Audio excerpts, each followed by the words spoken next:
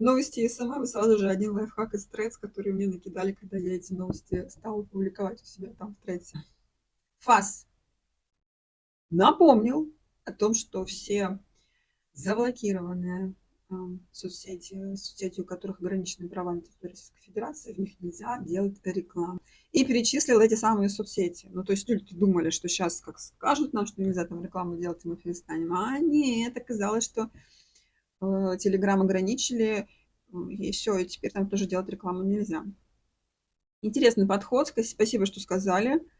Они начали сразу же штраф присылать людям. Я эту новость публиковала в Threads вчера, и тут же мне прилетел ответ.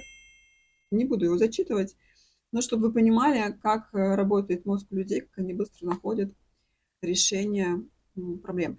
Я не давала рекламы в телеге, не врала рекламу в телеге, поэтому живу спокойно и развиваю свой ВКонтакте. Как у вас с этим дела обстоят?